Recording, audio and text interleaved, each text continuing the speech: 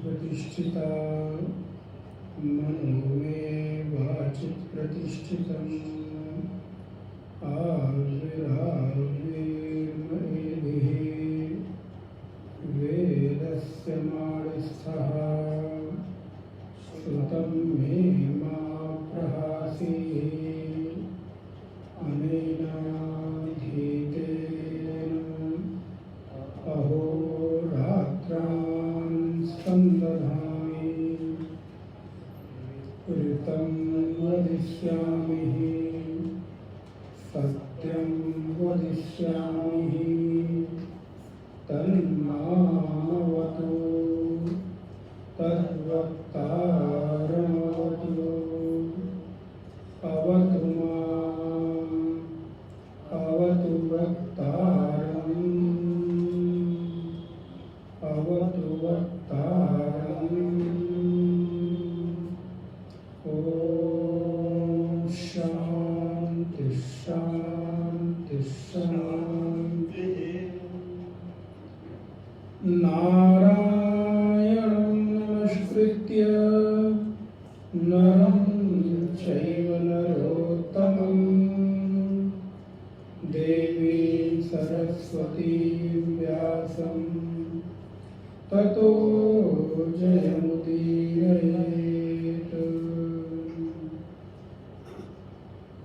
सदाशिवसमारम्भां शङ्कराचार्यमध्यमाम् अस्मदाचार्यपर्यन्तां वन्दे गुरुपरम्पराम्। दक्षिणे लक्ष्मणोर्यस्य वामे च जनकात्मजः पुरतो मारुतयस्य तं वन्दे रघुनन्दनम्। अतुलितबलधामं हेमशैलाभदेहम् दरुजबलकृशानं ज्ञानिनामाग्रगण्यम् सकलगुणनिधानं वानराणामधीशं रघुपतिप्रियभक्तं वातजातं नमामि। अपने अपने घर की सब काहू को पीर तुम्हें पीर सब धरन की धन्य धन्य रघुवीर। तुम्हें पीर सब धरन की धन्य धन्य रघुवीर। नारायण नारायण नारायण। दुआ नंबर 21 से लोग पाठ करेंगे। यद्यपि करीब 24-25 दोहे तक हम लोगों ने देखा था, किंतु 21 दोहे 20 दोहे के नीचे की पंक्तियों से पाठ करेंगे।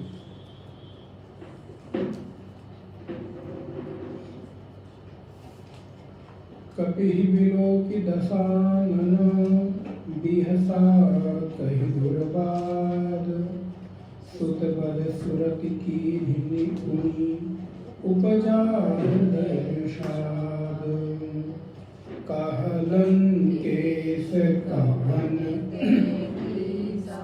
केहि के बल घाल ही बन कीसा, कीधो श्रवण सुने नहीं मोहि, देखहु अति असंक सठ, मारे निश्चर केहि अपराधा, कहु सठ तोहि न प्राण कई बाधा, सुनु मांड निकाया, पाई जासु बल बिरचति माया, जाके बल बिरंच हरि, पालत सृजत हरत दस सीसा,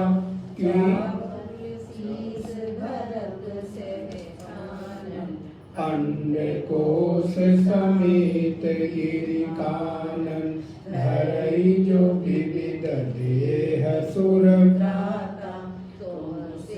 कठन सिखावनु दाता, कोदंड कठिन जेहि भंजा, तेहि समेत नृप दल मद गंजा, हर दूषण त्रिशिरा अरुबारी, बले सकल अतुलित बलशाली, जाके बल लवलेश ते, जितहु चराचर झारी, तासु दूत मैं जाकरी, हरियानेहु प्रिय नारी, जानऊ मैं तुम्हारी प्रभुताई, सहस लाऊ संकरी लड़ाई, समर बाली सन करि जसु पावा,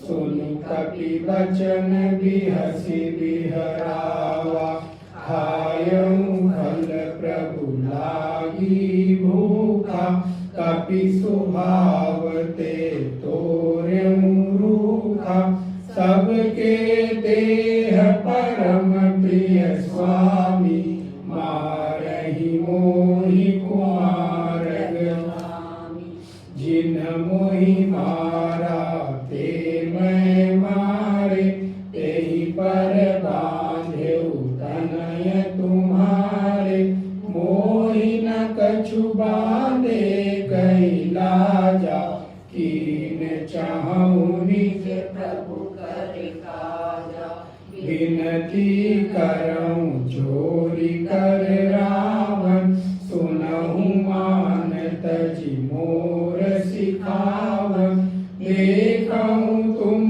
निज कुलहि विचारी, भ्रम तजि भजऊं भगत भयहारी, जाके डर अति काल डेराई, जो सुर असुर चराचर खाई, तासो बयरु कबहु नहीं कीजे, मोरे कहे जानती दीजे, प्रणत पाल रघुनायक, करुणा सिंधु खरारी, गए शरण प्रभु राखी है, तब अपराध विसारी, रामचरण पंकज उर धरऊं, लंका अचल राज तुम करऊं,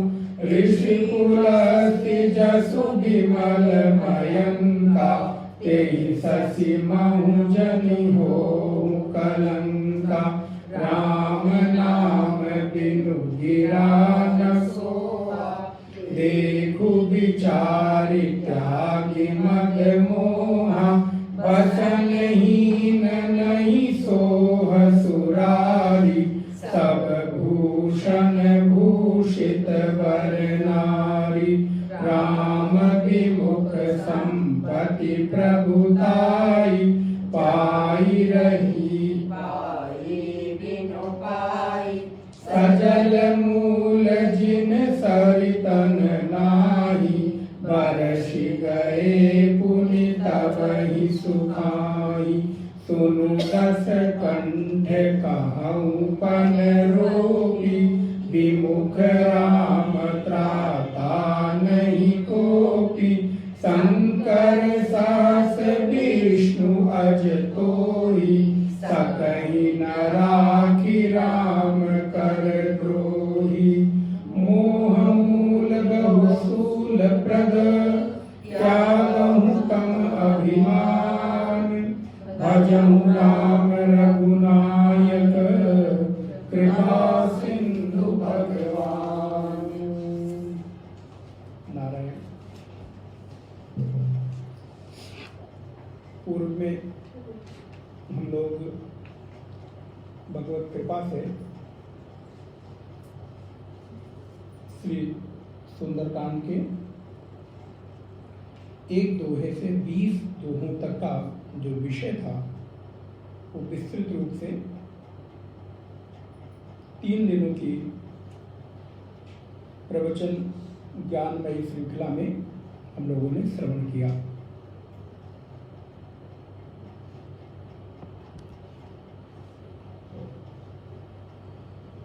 जहां पर श्री हनुमान जी महाराज के जीवन के जो विभिन्न आयाम गोस्वामी तुलसीदास जी ने दिखाए हैं, श्री हनुमान जी महाराज की जो बल है, शक्ति है, विद्या है, बुद्धि है, विवेक है, पौरुष है, पुरुषार्थ है, और इन सबसे बड़ा जो राम के प्रति निष्ठा है, इन सबसे बड़ी चीज जो राम जी के प्रति उनकी शरणागति है, जो अपने आराध्य के प्रति स्वामी भक्ति है,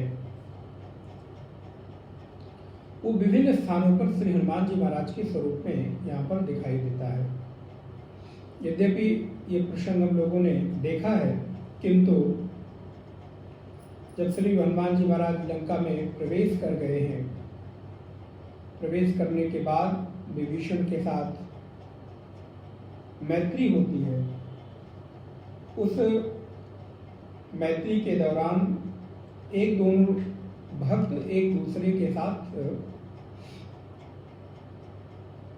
वादा करते हैं, या ऐसा कहा जाए एक दूसरे को साधना में सहयोग, सिद्धि में सहयोग कैसे हो, इसके लिए प्रेरित करते हैं। श्री हनुमान जी महाराज के पास माता सीता अर्थात भक्ति का अभी नारायण माता सीता अर्थात भक्ति का अभी मिलन नहीं हुआ है, किंतु राम जी के रूप में ज्ञान का जो आलंबन है श्री हनुमान जी के जीवन में दिखाई देता है। किंतु श्री विभीषण जी विपरीत परिस्थितियों में रहते हुए भी किस प्रकार अपने साधना को उत्तरोत्तर गति दी जा सकती, इसके ज्वलंत उदाहरण हम लोग प्रायः इस बात को बहाना बना लेते हैं कि अभी समय अनुकूल नहीं है। हमारे जीवन में जब भी कोई विपरीत परिस्थिति आती है या थोड़ा बहुत भी समय 19-20 होता है, तो सबसे पहले यदि हमारी कोई चीज छूटती है तो वो है जप, पूजा, ध्यान, सूर्य भगवान को जल आदि जो भी हम साधना करते हैं। अरे आज नहीं करेंगे तो क्या होगा। उस समय का ब्रेकफास्ट करना नहीं भूलते, वो तो टाइम पे कंपलसरी चाहिए, बल्कि एक दो चीजें कुछ और ऐड हो जाए तो अच्छा ही है। लेकिन माला बोले अच्छा छूट मिली है, ना पूरी माला की जाए तो 2 नाम 3 बार 5 बार 11 बार उंगली पे भी जप लिया जाए तो भी काम चलेगा। लेकिन श्री विभीषण जी का जीवन अगर हम देखें, संपूर्ण विपरीत परिस्थितियां हैं, अर्थात किसी भी तरह से अनुकूलता नहीं है। और इतना ही नहीं, अगर वो उदारता पूर्वक सबके सामने भगवान का नाम लेते हैं तो उनको डर ऊपर से है, रावण का डर ऊपर से है कि कहीं ये ना पता चल जाए रावण को कि मैं राम जी का भक्त हूं। लेकिन उसके बाद भी विभीषण ने अपने जीवन में सारी युक्तियां अपना रखी। रामायुध अंकित गृह, एक भक्त का घर कैसा हो, एक भक्त के गृह में, घर में प्रवेश करे तो प्रवेश के साथ ही आपको इस बात का आभास हो जाए कि यहाँ कोई साधक रहता है, यहाँ कोई भक्त रहता है, यहाँ कोई उपासक रहता है। क्योंकि हमारे जीवन में स्थान का बहुत प्रभाव पड़ता है। हमारे जीवन में हमारे आसपास परिस्थितियां कैसी हैं उसका बहुत प्रभाव पड़ता है। यदि अभी विभीषण जी जैसी हमारी योग्यता नहीं हुई कि हम विपरीत परिस्थितियों में रहकर भजन कर सके, तो कम से कम हमें अनुकूल वातावरण का तो निर्माण करना ही चाहिए। उसके लिए हमारा जो स्थान है, जहां मैं रहता हूं, मेरा घर है, मेरा कमरा है, मेरे आसपास की वातावरण की जो स्थितियां हैं उनको खूब सुंदर, खूब उनको भक्ति के अनुकूल रखनी चाहिए। फिर विभीषण जी ने क्या किया, लंका के मध्य अपनी कुटिया को कैसी बनाई, बोले रामायुध अंकित गृह शोभा बरनी न जाए। अच्छा, इस संसार में सबसे महंगी वस्तु क्या है, बोले मेरे ड्राइंग रूम में ये जो चीज रखी है पेरिस से महाराज आई है, ये बोले ये यूएस से आई है, ये बोले इंग्लैंड घूमने गए थे तो, ये बोले वहाँ गए थे तो, मतलब यहाँ भारत की है तो उसकी कोई वैल्यू नहीं है, मतलब उसका कोई मतलब नहीं बनता है। ड्राइंग रूम सजेगा तभी जब बताने के लिए क्रॉकरी की भी जो मेज हो, सॉरी अलमारी हो, उसमें भी बताने के लिए हो ये सेट यहाँ का है, ये सेट यहाँ का, ये सेट। अच्छा बताओ, विभीषण जी जैसा जो लंका में रावण का प्रधानमंत्री सलाहकार है, उसने अपने घर को, अपनी कुटिया को कैसे सजा रखा है, बोले रामायुध, राम के आयुधों से, आयुध माने होता अस्त्र शस्त्र, शंख चक्र गदा पद्म कमल, इस तरह के भगवान के जो हस्त में, पैर में जो आयुध बने होते हैं, उन आयुधों को उन्होंने सजा रखा है, उनका चित्र मानो रेखांकित कर रखा है। और रामायुध अंकित गृह शोभा बरनी न जाए, और बोले हरियाली के लिए, बोले कृत्रिम हरियाली नहीं, हम लोग अपने डाइनिंग टेबल में एक फूल ला के रख दिया दिवाली को, तो महाराज जो अगली दिवाली ही साफ सुफ करके धो पोछ करके उसी को सर्फ वर्फ लगा के फिर उसी में सजा देते, या ज्यादा किया तो उसको बदल दिया। बोले घर को सजाना है तो किससे सजाए, बोले बेल पत्र से सजाओ, तुलसी के पत्र से सजाओ, आम के पल्लों से सजाओ, अशोक के पल्लों से सजाओ, सजाना है दूर्वा से सजाओ, पुष्पों से सजाओ, गुलाब चमेली चंपा, सजाना है तो सुंदर भगवान का जो आभूषण है उनसे सजाओ। आपके द्वार पे क्या कहते हैं, पान की बेर लटकती रहे, आपके द्वार पे चंपा चमेली के पुष्प, तुलसी के पुष्प वृक्ष आपके द्वार पे लगे हों। तो श्री विभीषण जी महाराज ने रामायुध अंकित गृह शोभा वरण न जाए, नव तुलसी का, नए नए कपोले जिन तुलसी के वृक्षों में आ रही हैं, ऐसे सुंदर चारों तरफ वृक्ष लगा रखे हैं, नव तुलसी का वृंद तहाँ। और फिर भक्त अगर देख ले उसके, अच्छा आप देखो, आप जब कभी जाते हो आपके अनुकूल कहीं कोई चीज मिल जाती है, किसी के घर जाए आपकी पसंदीदा जगह की कोई सीनरी मिल गई, ग्रीनरी मिल गई, कोई चीज मिल गई, किसी रेस्टोरेंट में जाए और आपके मन पसंदीदा लजीज खाने पकवान मिल जाए, कहीं आपको अपनी अनुकूल चीजें मिल जाएं तो कितना हर्ष होता है, प्रसन्नता होती है। ऐसे ही भक्त के हृदय में प्रसन्नता कब होती है? बोले वो एफिल टावर सजा है उसको देख कर नहीं होती है। बोले फिर, बोले वो सजा है कि वहां पर भगवान के शंख रखे, चक्र रखे, गदा रखे, पद्म रखे। अरे सुंदर सुंदर चीजों से आप उनको सजा दें और कुछ नहीं मिलता तो अपने पॉट में खूब गुलाब के सुंदर फूल, बीच में 2-4 तुलसी की पंखुड़ियां डालकर, जल डालकर आप अपने घर में रख दीजिए। देखिए पूरा घर सुंदर महकता भी रहेगा और पवित्रता का भी भाव बना रहेगा और सुंदरता तो ऊपर से रहेगी रहेगी। तो रामायुध अंकित गृह शोभा बरन न जाय, नव तुलसी का वृंद तहाँ। फिर क्या हुआ? बोले देख हर्ष, हनुमान जी महाराज प्रसन्न हो गए, तुम गदगद हो गए, वाह वाह अब तो यहाँ करूंगा। और महाराज मित्रता हुई, अशोक वाटिका का पता लगाया गया। ये पूरा प्रसंग आपने देखा है। रावण के साथ संवाद हुआ है और तदुपरांत श्री गोस्वामी जी कहते हैं, जाके बल लौलेस दे, दोहा नंबर 21, जितेऊ चराचर झारी, ताप दूत में जाकर हरियाणु प्रिय नार। ये दोहा बड़ा सुंदर है, निर्भीकता का सटीक उदाहरण है।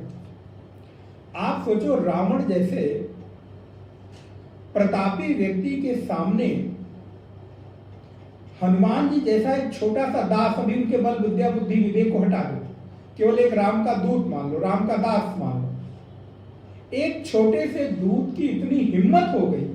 सत्यता में ये हिम्मत है कि वो रावण जैसे महाप्रतापी को भी उसके मुख पर कह देता कि तू चोर है। देखिए सीधा सीधा कह दिया,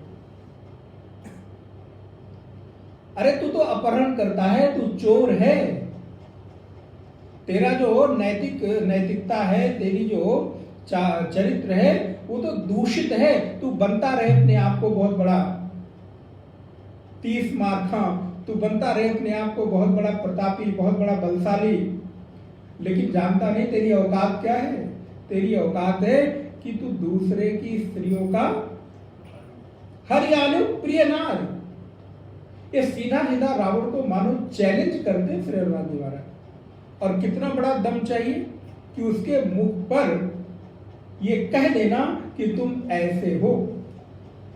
आप तो एक अपने किसी व्यक्ति को ये भी नहीं कह सकते कि तुम्हारी ये बात मुझे बुरी लग गई। अगर आपके अपने कोई मित्र हो, कोई रिश्तेदार हो और आपको उनकी बात अच्छी ना लग जाए तो कदाचित सभी व्यक्ति, कुछ लोग हो सकते हैं लेकिन कदाचित सभी व्यक्ति में ये हिम्मत भी नहीं होती कि उनके मुख पर बात में जाने वाले यार उनकी बात तो ये अच्छी नहीं लगी तो कह देते। बोले नहीं, व्यवहार है ना, संसार है, निर्वाहन करना पड़ता, रिश्तेदारी टूट जाएगी। और दम चाहिए। रावण के सामने चैलेंज करते हैं महाराज, तू तो अपहरण करता है, तू तो चोर है और तेरी औकात क्या है? बोले तू अपने को चाहे जैसा समझता रहे, लेकिन मुझ जैसे दूत के सामने, राम के भक्त के सामने, राम के दास के सामने तेरी तो औकात एक चोर से ज्यादा की।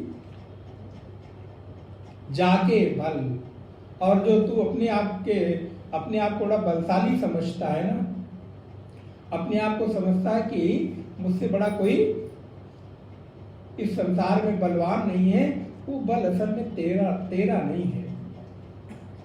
जाके बल लवलेश, बड़ी सुंदर पंक्ति है, छोटे से लेश मात्र, जिनका एक लेस मात्र का बल पाकर तू अपने आप को चराचर का विजेता, चराचर पर शासन करने वाला घोषित कर दिया है। मैं उन परमात्मा का दास हूं, दूत हूं, जिसकी पत्नी को, जिसकी नारी का तूने अपहरण कर लिया, तेरे बल की औकात क्या है? इस बल का फायदा क्या जो दूसरों पर अत्याचार करे? और देखिए हनुमान जी ने अपना परिचय नहीं दिया। यह है रामदूत का प्रभाव। राम जी कभी ये नहीं कहते मैं अंजनी पुत्र हूं, मैं पवन पुत्र हूं, मैं अमुक हूं, ना ना। हनुमान जी का जब भी कहीं भी कोई भी परिचय आप पढ़ेंगे, एक ही परिचय है, मैं सेवक, मैं रामदूत, मैं तो उस परमात्मा का एक अदना सा छोटा सा सेवक हूं।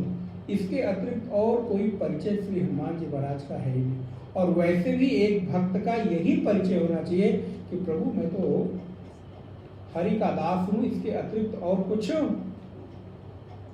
ये जो उपाधियां हैं, ये जो विशेषण हैं, ये मैं ओढ़कर और अपने परिचय को और बड़ा चढ़ा करके और 2 4 5 आगे पीछे लगाकर श्री श्री 2 4 लगा के और अपने आप को थोड़ा श्रेष्ठ बनाने का प्रयास करता हूं। हनुमान जी को देखिए, रामदूत, जानो मैं तुम्हारी प्रभुताई। अगली लाइन पढ़िए। अरे रावण, तू क्या समझता है कि तू बहुत बड़ी तोप है? मैं जानता हूं तू कौन है। जानो मैं तुम्हारी प्रभुताई, सहस बाहु सन परी। अब एक कथा याद करिएगा, सहस बाहु के साथ जब तेरी जो लड़ाई हुई थी ना, तब भी मैं जानता हूं कि तू कैसे भागा जान छुड़ा के अपनी, और उसी लगे हाथ एक दांव और खेल दिया। ये भी देखिए, ये कूटनीति है। आप हर बार अपने दुश्मन को, हर बार अपने शत्रु को बल से नहीं हरा सकते। कई बार उसका मोरल डाउन करके भी उसको हराया जाता है। कई बार उस पर मानसिक आघात करके उसको हराया जाता है। कई बार उसकी कमजोरी सिखाकर, कमजोरी बताकर, कमजोरी दिखाकर उसको हराया जाता है। आप हर बार बल से हराना चाहेंगे तो हो सकता है कि आप न हरा सकें, लेकिन यहाँ पर क्योंकि ज्ञानी नामक अग्रगण्य में ना श्री हनुमान जी महाराज, तो यहाँ पर उन्होंने कूटनीति भी की कि लगे हाथ रावण का जो मोरल है वो डाउन कर दिया, उसकी जो अपनी बड़ी बड़प्पन की भावना थी उसको भी डाउन कर दिया। मैं जानता हूं एक तो तू चोर है, पहला प्रहार। दूसरा प्रहार, तू सबसे बड़ा विजेता बनता है, जानता हूं सहस बाहु से कैसे जान छुड़ा कर भागा। और लगे हाथ तीसरा, भूल गया। अब थोड़ा सा परिचय दे रहे हैं क्या कि समर बाल सन परी सन करी जस पावा, सुन कपि बचन बिहस बिहरावा। और मैं जानता हूं कि तुमने बाली के साथ युद्ध करके बड़ा यश प्राप्त किया। कमेंट है, क्योंकि 6 माह तक काख में दबाए रखा और मैं उन्हीं के वंश का हूं।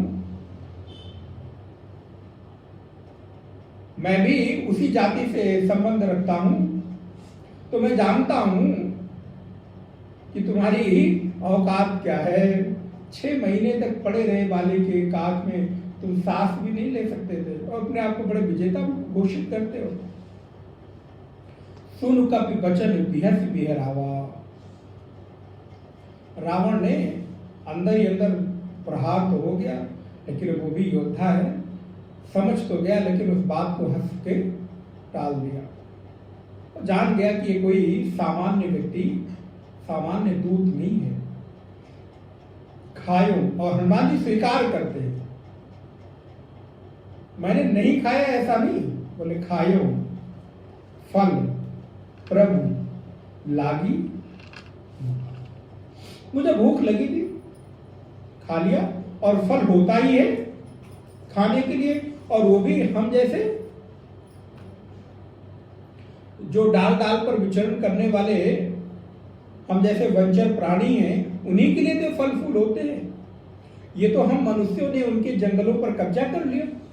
अब अगर कहीं किसी शहर में शेर, चीता, बाघ दिख जाए तो हम कहते बताओ, तो शहर में चीता दिख गया, बाघ दिख गया, अरे भैया वो भूल बिसर के याद वाद करके कहीं अपनी पुरानी जगह पे आ गया है। आप भी तो ऐसा ही करते हो, जब कभी याद आती है पुरानी जगहों की, पुराने दोस्तों की, तो क्या कोशिश करते हो, चलो घूम फिर के एक बार वहां हुआ है जहां जन्म हुआ था, ननिहाल घूम आते हैं, ससुराल घूम आते हैं, बहुत समय बीत गया। तो बोले ऐसे ही पशु भी घूमते फिरते, भाई ये तो मेरी जगह थी, लोगों ने कब्जा कर लिया, तो फल फूल तो मेरे ही खाने के लिए तुमने अपने लिए लगा रखा है, ठीक है खाओ, लेकिन जब मुझे दिखी, मुझे भूख लगी हुई थी, मैंने खा लिया।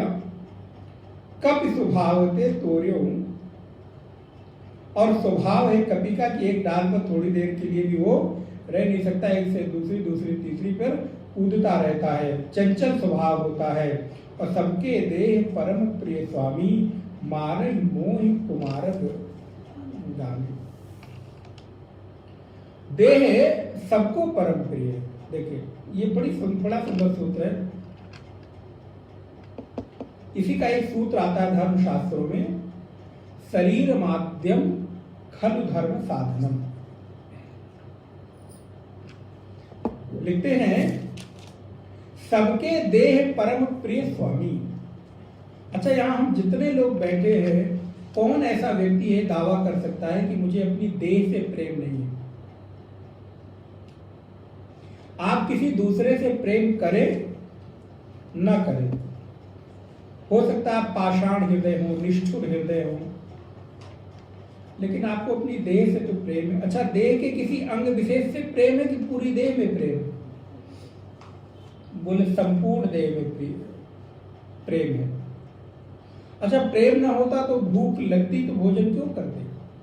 ये प्रेम का ही प्रतीक है। भूख लगती है तो भोजन करते हैं, प्यास लगती है तो जल ग्रहण करते हैं, बीमार होते हैं तो औषधि लेते हैं, अन्य नाना प्रकार के खाद्य पदार्थ खाकर इस शरीर को स्वस्थ और निरोगी बनाने का उपक्रम करते हैं, और करना भी चाहिए। इसलिए प्रभु सबके देह परम प्रिय स्वामी, मुझे भी अपनी देह प्रिय, भूख लगी थी खा लिया, और देह रहेगा तभी तो सब कुछ होगा। इसलिए सूत्र है शरीर माध्यम खलु धर्म साधनम।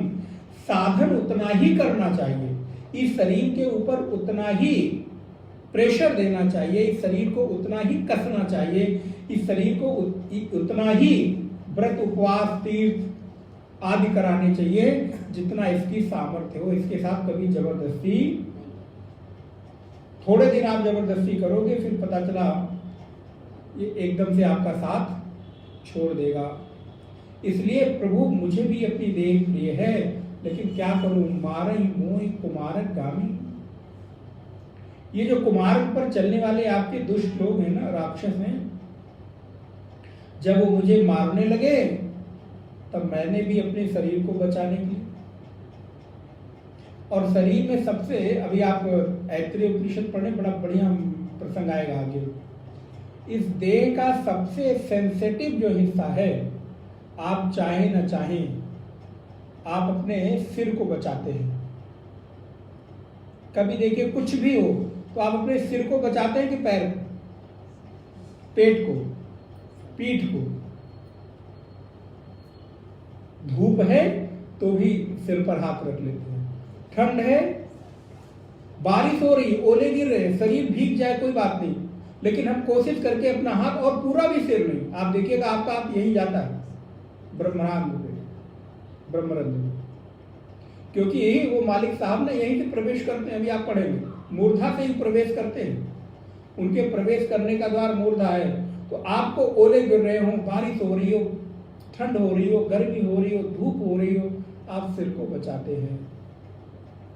तो प्रभु जब आपके ये दुष्ट लोग मुझे मारने लगे तो मैंने भी खुद को बचाने के लिए उपक्रम किया, और जिन मुझे मारा, मैं मारा, मैंने कोई कसर, मैंने भी कोई कोर कसर थोड़ो छोड़ी। जिन मुझे मारा तिन में मारे तेही पर बांधे तने तुम्हारे। बताओ, गलती मेरी कुछ नहीं, पहले मारना इन्होंने शुरू किया, मैंने भी उल्टा मारा, और उस पर लाके उन्होंने बांध लिया।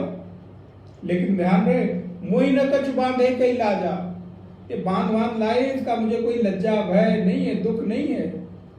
इसमें तो मैं गौरव अनुभव करता हूं क्यों? क्योंकि बंधकर भी मैं अपने प्रभु का काम ही कर रहा हूं। यही है भक्त का सबसे बड़ा गुण।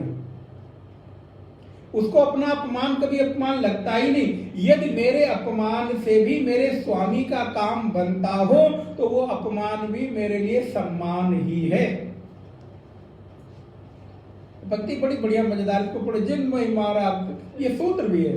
देखो कभी हर बार झुक जाना ही बड़प्पन नहीं होता, बड़ाई नहीं होती। कभी कभी आपको अपने अधिकार के लिए लड़ना भी पड़ता है, लड़ना भी चाहिए। हर बार छोड़कर भाग जाना समस्या का समाधान। कुरुक्षेत्र में इतना बड़ा युद्ध हुआ, किस लिए हुआ? अधिकार के लड़ाई के लिए तो ये युद्ध हुआ। पांडव भी चाहते तो भाग जाते, भागे, लेकिन भगवान ने कहा नहीं, भागना हर बार समस्या का समाधान, कई बार युद्ध ही समस्या का समाधान होता है, ये भी निश्चित। वैसे तो युद्ध हमेशा हानि लेकर आता है, युद्ध हमेशा प्रारंभ में अशांति पैदा करता है, लेकिन कई बार शांति की स्थापना भी युद्ध से ही होती है। सारे युद्ध उठा के देख लीजिए, कृष्ण से लेकर राम से लेकर इतिहास के अन्य युद्ध उठाकर देख लिए। इसलिए समय समय आने पर नाना प्रकार के युद्ध होते हैं। और हमारे और आपके बीच भी यदि कोई राक्षस प्रवृत्ति का व्यक्ति हो तो उस राक्षस प्रवृत्ति को दंड देना नैतिक कर्तव्य है, देवत्व का लक्षण है। हनुमान जी महाराज ने कहा, मैंने मारा इन असुरों को, कोई डर थोड़ा, कोई भय थोड़ा, मैं स्वीकार करता हूं, लेकिन क्यों मारा? क्योंकि ये मुझे परेशान कर रहे थे, मेरे अधिकार को, क्योंकि मैं कुछ नहीं कर रहा था, मैंने फल ही खाया, फल खाना मेरा अधिकार है, वानर जाति का हूं। और बांधा, ऊपर से बांध भी लेकर आए। तो आप और हमारे बीच भी समाज में कई बार युद्ध जैसी स्थितियां आती हैं, तो उसे स्वीकार करना ही चाहिए और स्वीकार करना ही पड़ेगा, क्योंकि युद्ध का कोई अल्टरनेट नहीं होता, ये बिल्कुल निश्चित मान। यदि युद्ध की संभावना है तो शांति उसी से स्थापित होगी। कुरुक्षेत्र के मैदान में आप विचार करके देखिए, गीता में इस पर खूब विचार हुआ है। इसलिए मैंने मारा, और विनती करो जोरी कर रावण, सुनो मान तज मोर सिखावन। मेरी सिखावन, मेरी बात मान लो, मेरी सीख मान लो। अगर अपना हित चाहते हो ना, छोड़ दो। और क्या करो? बोले प्रणत पाल रघुनायक, करुणा सिंधु खरारी, गए शरण प्रभु राखी हैं, तब अपराध विसार। रावण, यदि तू अपना हित चाहता है, अपने को सुरक्षित करना चाहता है, तेरा ये राजकाज, तेरी ये लंका जो कि तू बनी रहे, तो ऐसा कर कि तू भगवान की शरणागति स्वीकार कर ले। और वो कैसे हैं? बोले वो शरणागत वत्सल है। इसलिए भगवान का एक नाम है शरणागत वत्सल, भक्त वत्सल। कोई भी उनकी शरण में चला जाए, हजारों हजार पाप कर्म करने वाला भी करम सद्य ते साधु समाना, ऐसे पापियों को भी मैं मेरी शरण में आने के बाद साधु कर देता हूं, पवित्र कर देता हूं। गीता में कृष्ण कहते हैं, कोई व्यक्ति कितना भी पापी क्यों ना हो, लेकिन यदि एक बार अनन्य भाग भजते माम अनन्य भाग साधुरेव समन्तव्यः अपि चेत् सुदुराचारो भजते माम अनन्य भाग साधुरेव समन्तव्यः सम्यक व्यवसितो हि सः। बस ये एक लक्षण है, शर्त है। जाना है, उनका होके जाना है, तो कितना भी दुराचारी क्यों ना हो, पापाचारी क्यों ना हो, उसको मैं साधु बना देता हूं। फिर कहते हैं, राम चरण पंकज पुर धरहु, लंका अचल राज तुम करहु। भैया अपने हृदय में ना राम जी के चरण कमल को धारण करो और जहाँ मर्जी आए वहाँ विचरण करो। बोले महाराज क्या सच में आप सही में कह रहे हो, कोई उदाहरण? बोले इसका उदाहरण तो महात्मा लोग स्वयं ही सामने बैठे। भाई एक ऐसे अनजाने मार्ग पर चलने का राह चुनते हैं जहां पर कुछ भी निश्चित नहीं है। वैसे ही है जैसे जिस डाल पे बैठे हों उस डाल को काट दे और ऊपर वाली डाल पकड़ने के लिए छलांग लगाएं, लेकिन मजेदार घटना तब घटे कि ऊपर वाली डाल पकड़ में ना आए और नीचे भी जो आलम्बन था, आधार था, वो भी। यह है साधु जीवन, यह है आध्यात्मिक जीवन। अभी पकड़ में तो आए नहीं, जिस दिन साधु बने उसी दिन तो परमात्मा पकड़ में नहीं आ जाते ना। और जो आधार था घर द्वार माता पिता परिवार का, बोले उसको भी काट कूट दिया, भैया आपको मतलब नहीं। अब वापस जाना नहीं चाहे, पहचानने से भी इनकार हो जाए कौन कहाँ पे, कहीं लगे ना कि संपत्ति में बंटवारा करने तो नहीं चले आए। भाई ये संसार है, बड़ा विचित्र है। अपने ही लोग क्या, हाँ भैया कैसे, अरे बस बीत गई, चलो चलो हो गया, जाओ। तो जो था आधार उसको भी छोड़ दिया, ऊपर वाली डाल अर्थात परमात्मा पकड़ने आया नहीं, लेकिन उसके बाद भी पूरे संसार पर राज करते। किसको, किसके भरोसे? राम चरण पंकज ऊर्ध्व लंका अचल राज तुम। पूरे संसार में भैया विचरण करो, बस एक उनको पकड़े रहो, राम जी को पकड़े रहो, उनको न छोड़। अपने बल पर भरोसा ना हो, मुझे भरोसा है राम के बल पर। एक भरोसो एक बल एक आस विश्वास। और जहां मर्जी आए जैसे मर्जी आए विचरण करो, कभी तकलीफ होगी ही नहीं। राम विमुख, ये पंक्ति मुझे बहुत प्रिय है। प्राय मैं इसको कोट करता हूं, आप लोग जानते होंगे कि राम विमुख संपत्ति प्रभु ताई, जाई रही पाई बिन पाई। राम से विमुख होकर संपत्ति और प्रभुता कितनी भी मिल जाए वो न पाने के समान ही है। जाई रही पाई बिन पाई, मानो आपने कुछ भी नहीं पाया। जहां आपको हजारों हजार करोड़ लाखों करोड़ मिल सकता था, वहां आपने एक पाई, पहले पैसे में एक पाई चलती थी, 25 पैसे 10 पैसे जैसे चलते थे। ऐसे पहले के समय में आप लोग हो सकता जानते हो, हम लोगों के समय में तो नहीं चलता था। 10 पैसे हम लोग जानते हैं, 5 पैसे 10 पैसे एक पाई है। अच्छा, हम लोग 5 पैसे से जानते हैं। आजकल के बच्चे तो 10 रुपए भी नहीं जानते कि 10 भी क्या होता है, उनको सीधे तो 1000 की और 100 की नोट चाहिए। खैर, तो 5 पैसे 10 पैसे तो देखें पाई होती थी पहले, पैसे का पैमाना पाई में होता था। तो मानो ऐसा ही है, जिसको लाखों लाख करोड़ मिल सकते थे वो एक पाई पाकर संतुष्ट हो जाए। बताओ कितना अल्प संतोषी हुआ। उससे तो मानो अपनी कितनी बड़ी संपत्ति गंवा दी, एक पाई लेकर संतुष्ट हो गया।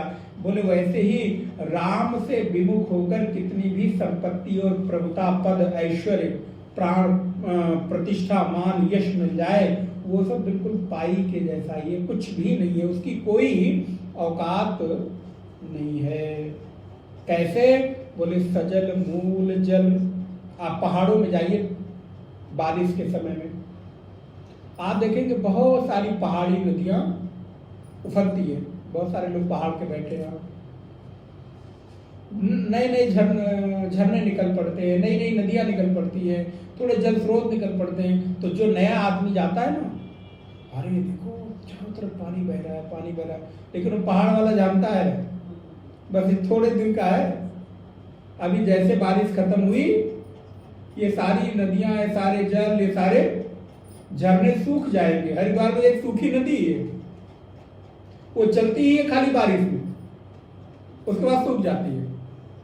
क्यों? क्योंकि इनका कोई मूल नहीं है। तो जैसे कोई नदी यदि अपने मूल उद्गम से नहीं जुड़ी है तो वो बारिश के जाने के बाद सूख जाती है, बोले ऐसे ही यदि कोई व्यक्ति अपने मूल परमात्मा से नहीं जुड़ा है मेरे भैया, तो कितनी भी संपत्ति प्रभुता पा जाए, एक न एक दिन अंतिम उसका निवास स्थान, जितने भी शॉर्टकट से बने हुए बड़े लोग हैं ना, अरबपति खरबपति, हम आपको उनका पता बता रहे हैं। बोले महाराज आपके पास बड़े बड़े लोगों के पते हैं, क्या करें, छोटे लोगों से काम नहीं चलता, बड़ों का ही पता रखना पड़ता है। बोले क्या है? बोले इस समय का तो पता नहीं, लेकिन अंतिम समय उनका पता है तिहाड़। अंतिम समय के पते आप नोट करके रख लीजिए। जितने भी पावरफुल लोग क्यों ना हो, 2 बार 4 बार मुख्यमंत्री, गृह मंत्री, विदेश मंत्री, अब आप सब लोग समझते हैं, बहुत समझदार हैं, नाम किसी का क्यों लिया जाए, उनके बिना लगता था कि इस देश में कोई सत्ता है ही नहीं। आज वो लोग कहाँ हैं, कुछ भी कोई पता ही नहीं, नाम लेने को कोई तैयार नहीं। उनके साथ मेरा संबंध था, इस बात को कोई स्वीकार ही नहीं करेगा। पुराने जो कुछ अपने ट्वीट और फोटोज और पोस्ट होंगे ना, वो भी डिलीट करके भैया किनारे बैठ जाते हैं। क्यों? क्योंकि अब इनके साथ संपर्क रखने में, और वो अंतिम समय में कहाँ जीवन बिता रहे हैं? बोले खाने के लिए 2 रोटी सुकून की नहीं है। घी लगी रोटी तो दूर की बात है, साफ सुथरी 2 रोटी और 1 सूखी सब्जी, वैसे भी घर रहते थे, इससे ज्यादा कुछ नहीं खा सकते थे। उबली सब्जी, उबली दाल और 1 रोटी के अलावा कुछ खाने को मिलता नहीं है। जितना जितना पैसा बढ़ता जाता है उतना उतना भोजन कम होता जाता है, क्वांटिटी भी क्वालिटी भी, सारी कुछ चीजें। लेकिन उनका अंतिम पता, बोले अंतिम पता तो महाराज वही है, मिलना हो जाओ। बोले महाराज माफ करो, अभी वालों का बता दो। बोले अभी वालों का मेरे पास नहीं है। अभी भी जो है अगर उस मार्ग पर चल रहे हैं तो उनकी भी अंतिम गति, अंतिम अवसान वही होना है। क्यों? क्योंकि मूल से नहीं जुड़े हैं। लेकिन एक मूल देखो, आप भक्तों को देखो, क्या थी संपत्ति के नाम पर? गोस्वामी जी के पास क्या था? रहीम, तुलसी, मीरा, कबीर, अगर अब इतने भक्त हुए, उनके पास क्या था? लेकिन आज भी उनकी स्मृति, उनकी भक्ति स्मरणीय है। इसलिए सजन मूल जन जिब सरितन नाही, बरस गए पुनि तवहि सुखाई, मोह मूल बहुसूल प्रद। ये पंक्ति आप और हम, हमारे लिए भी अंडरलाइन जरूर करिएगा। मोह मूल बहुसूल प्रद और त्यागहूं तम अभिमान, भजऊं राम रघुनायक कृपा सिंधु भगवान। अरे भैया, ऐसे ठाकुर को छोड़कर और किसका भजन करते हो, जो इतना कृपालु, इतना दयालु, इतना उदार है? उसको छोड़कर एक बार एक संत के पास कोई गया, उसने कहा मैं सेवा करना चाहता हूं। तो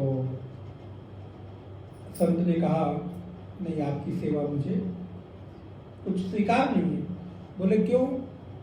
बोले तुमको कहां से मिली?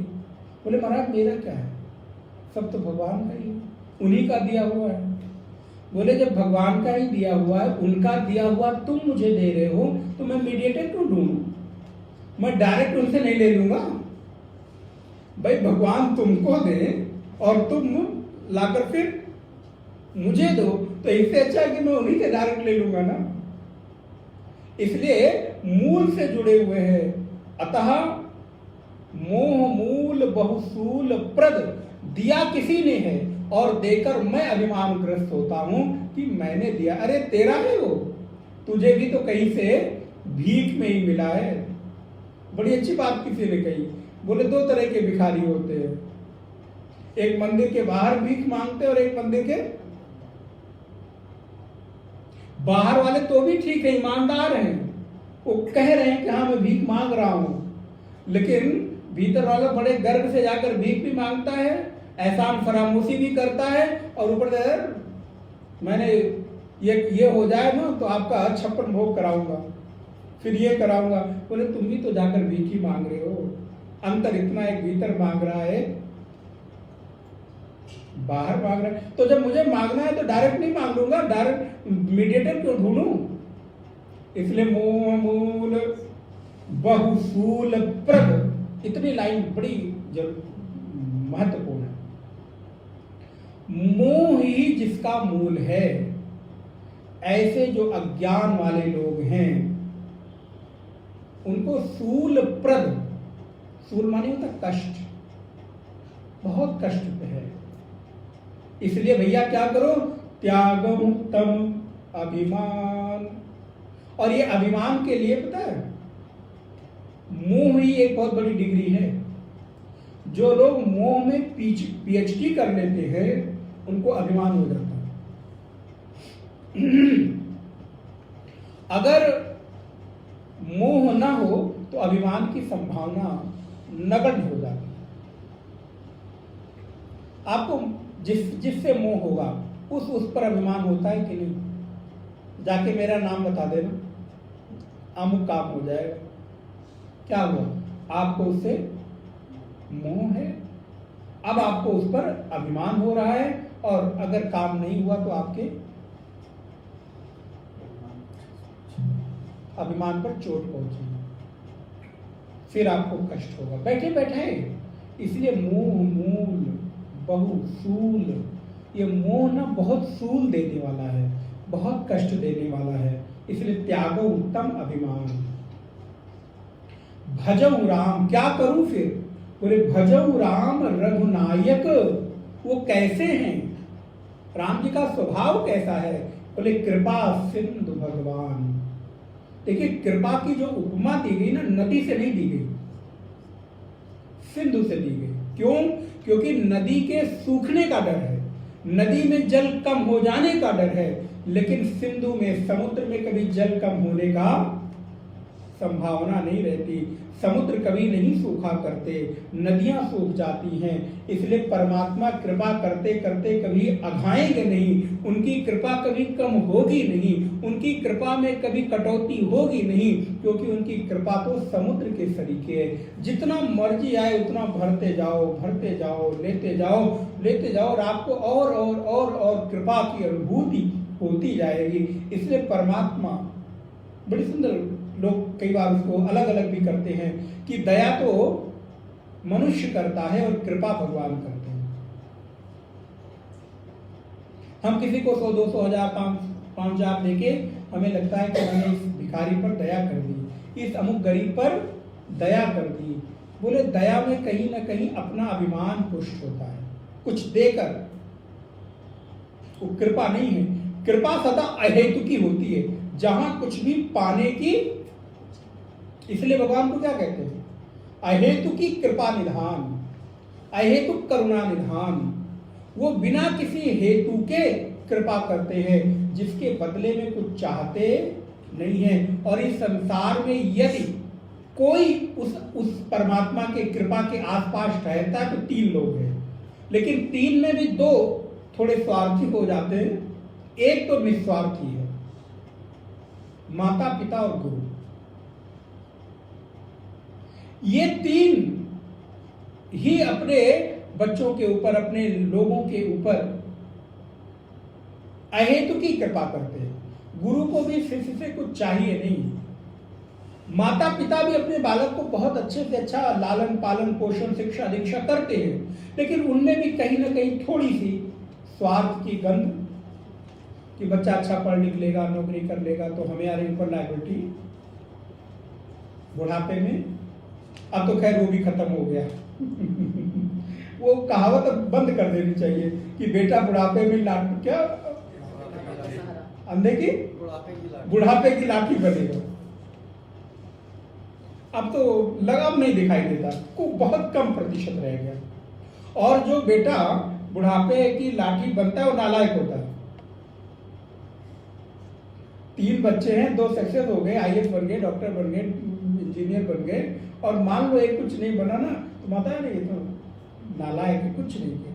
जबकि सब काम वही कर रहा है, देखभाल देख रेख वही कर रहा है, लेकिन वो नालायक है। तो अब इस कहावत को भी थोड़ी सी जो है एडिट कर देना चाहिए। तो माता पिता में भी कई बार कृपा में कुछ स्वार्थ, लेकिन गुरुदेव ऐसे हैं जो अहेतुक कृपा निधान है, करुणा निधान है। वो केवल और केवल शिष्य के हृदय का संताप हरण करने की इच्छा रखते हैं, बदले में कुछ चाहते नहीं। और ऐसे कौन है? बोले ऐसे ही तो मेरे राम जी हैं, ऐसे ही मेरे परमात्मा है। हरि भजले, हरि भजले, हरि भजले का मौका है। हरि भजले, हरि भजले, हरि भजले का मौका है। हरि भजले, हरि भजले, हरि भजने का मौका है। हरि भजले, हरि भजले, हरि भजले का मौका है। अभी भजले, अभी भजले, अभी भजने का मौका है। अभी भजले, अभी भजले, अभी भजले का मौका है। यहीं भजले, यहीं भजले, यहीं भजने का मौका है। यहीं भजले, यही भजले, यही भजले का मौका है। हरि भजले, हरि भजले, हरि भजने का मौका है। हरि भजले, हरि भजले, हरि भजले का मौका है। अभी भजले, अभी भजले, अभी भजने का मौका है। अभी भजले, अभी भजले, अभी भजले का मौका है। हरि भजले, हरि भजले, हरि भजने का मौका है। हरि भजले, हरि भजले, हरि भजले का मौका है। कैसे परमात्मा को भजने? तो बोले जो कृपा के सिंधु हैं, कृपा के सागर है। सुनत बिहस बोला दस्कंदर, हनुमान जी ने ऐसी बहुत सारी बातें कही। इसको सुनकर जो रावण है बहुत हंसी उड़ाता है और दंड देने की बात करता है। अंग भंग कर पठों बंदर, इसको अंग भंग कर कर भेज दो, क्योंकि जो बानर है इसकी जो ममता है वो पूंछ पर होती है, और जब जलता हुआ जाएगा इसके स्वामी पूछेंगे तो जाकर सारी बात बताएगा। तेल बोरी पट बांध पुनि पावक देहु लगाई, पूछहीन बानर जह जाई, तब सठ निज नाथन लई आई। तब वो अपने ये सठ, बताओ कैसा कठोर बोलता है रावण, ये सठ अपने नाथ को, अपने स्वामी को लेकर आएगा। फिर मैं देखता हूँ ये जिसकी बहुत बड़ाई कर रहा था वो कैसे हैं। और नारायण सारे शहर से जितने भी कपड़े थे, जितने भी तेल की शीशियाँ थी, डिब्बे थे, सब आने लगे और पूछहीन करने का प्रयत्न किया जाने लगा। लेकिन नारायण हनुमान जी महाराज भी कौतुक कहाँ आए पूर्वासी, मारे चरण करें बहुहासी। देखिए भगवान के काम के लिए श्री हनुमान जी महाराज ने कितने अपमान सहे। जब श्री हनुमान जी ने अपना प्रताप दिखाया, क्योंकि उनको अष्ट सिद्धि का वरदान है, छोटा हो जाना, बड़ा हो जाना, लघु हो जाना, गरु हो जाना, तो हनुमान जी ने अपना थोड़ा खेल दिखाया। क्या दिखाया? बोले पूछ बढ़ती जा रही, रहा न नगर बसन घृत तेला। तेल भी नहीं रहा, कपड़े भी नहीं रहा, लगता है राक्षस सब दिगंबर हो गए होंगे महाराज, कपड़ा लपेट लपेट के। है तो रहा न नगर बसन घृत तेला, बाढ़ी पूछ। और हनुमान जी महाराज खेल कर रहे, ले आओ और लपेटो। जैसे लपेटते अंतिम पहुंचते फिर लगता 4 फीट पूछ और बढ़ गई। जैसे श्री कृष्ण ने, भगवान ने उखल बंधन में अपनी लीला दिखाई है। तो हो नारायण कौतुक कहा। फिर ये लोग क्या करते हैं? बोले ये लोग मारे चरण से प्रहार करते हैं, गाली देते हैं, थूकते हैं, उनकी हंसी उड़ाते हैं।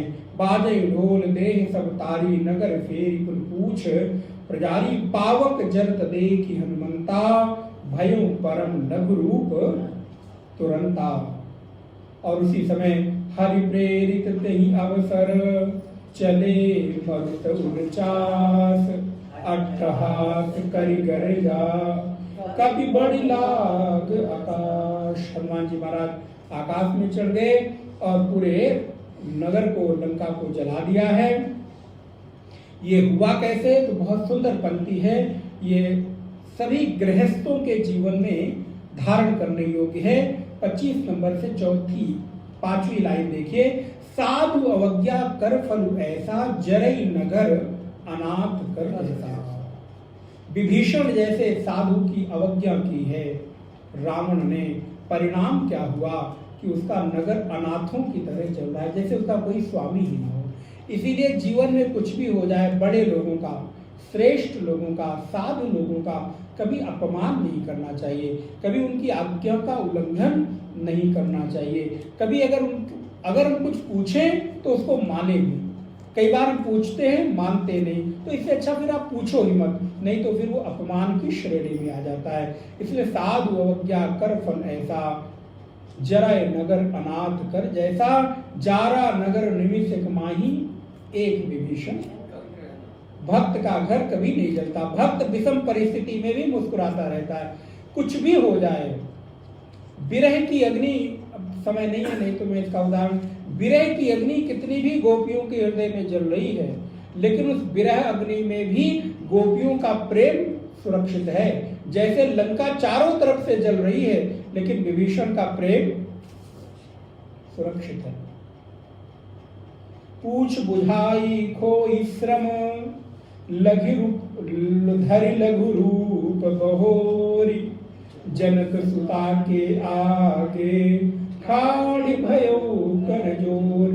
माता सीता के सामने जाते, मैया मेरा काम हो गया, प्रणाम करता हूँ, लेकिन कुछ मुझे दे दो, चिन्हारी दे दो, अवधि में चिन्हारी कहते हैं, कुछ चिन्ह दे दो कि मैं जाऊं तो, जैसे राम जी की मुद्रिका आपको लाके दी तभी तो आपने पहचाना, तो वैसे राम जी भी तो पहचाने कि मैं आपसे मिलके जा रहा हूं। और इसके पीछे एक और कारण है कि इसके रूप में मानो श्री हनुमान जी महाराज भक्ति चाहते हैं कि मुझे भक्ति की कोई ऐसी चिन्ह दे दो जो सदा सदा मेरे साथ रहे, क्योंकि राम का ज्ञान रूपी चिन्ह तो मैं लेकर आया हूं, लेकिन अब इधर से भक्ति का भी चिन्ह, सीता भी मेरे साथ जाए, इसका भी तो कुछ प्रमाण भक्त के हृदय में रहे।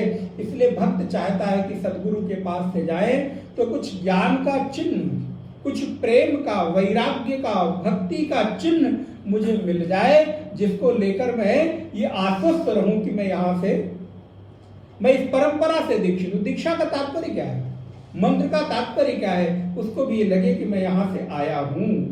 तो हनुमान जी कहते मैं भी आपके पास से जाऊं, जरा कुछ तो रहे। तो माता ने चूड़ामणि उतार कर दिया है जो बालों में लगाई जाती है, हनुमान जी महाराज लेकर चले हैं।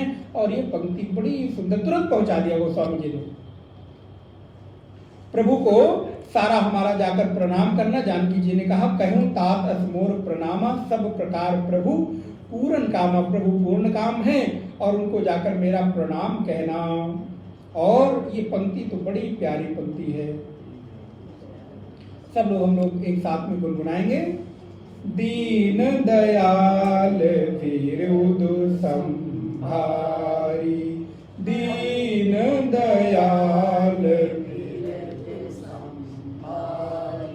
हरहु नाथ मम संकट भारी, हरहु नाथ मम संकट भारी, हरहु नाथ मम संकट भारी, हरहु। नाथ मम संकट भारी। प्रभु आप दीनों के दयाल हो और मैं दुखी हूँ, दीन हूँ, और आप दीनों पर कृपा करने वाले हो। इसलिए दीन दयाल विरुद्ध, ये आपका विरध है, आपका स्वभाव है कि आप दीनों पर सहज में कृपा करते हैं। हरहु नाथ मम संकट भारी, मेरा जो भी कुछ संकट हो हरण कर लो। एक भक्त का संकट क्या है? बोले मेरे भजन में जो अवरोध बने वो संकट है। मेरे जीवन के उद्देश्य की प्राप्ति में, लक्ष्य की प्राप्ति में यदि कुछ अवरोध बनता है तो प्रभु जरा उससे मुझे बचाना और अपनी शरण में रखना। जनक सुतई समुझाई करी, बहुविधि धीरज दीन, चरण कमल सिरुनाई कपि गवन राम पै कीन। श्री हनुमान जी महाराज राम जी के पास चल दिए, जानकी जी को प्रणाम किया है। तो जाने में लंका से थोड़ा तो समय लगेगा, तो 24 घंटे का समय तो लग ही जाना चाहिए, इतनी दूर की यात्रा करनी है। 23 घंटे की यात्रा हो जाएगी। इतना योजन समुद्र पार करना है, फिर आना है, तो हनुमान जी को जरा आज रात की यात्रा राम जी के पास करने दिया जाए, और अगली कक्षा में हम लोग इसको पुनः देखेंगे दोहा नंबर 27 से। श्री राम जय राम, जय जय राम, श्री राम जय राम, जय जय राम, श्री राम जय राम, जय जय राम, श्री राम जय राम, जय जय राम, श्री राम जय राम, जय जय राम, श्री राम जय राम, जय जय राम। ओम पूर्णमदः पूर्णमिदं पूर्णात् पूर्णमुदच्यते पूर्णस्य पूर्णमादाय पूर्णमेवावशिष्यते। ओम शांति शांति शांति। हरि ओम श्री गुरुभ्यो नमः। हरि ओम। आरती करेंगे और कल पुनः इसी समय हम लोग मिलते हैं।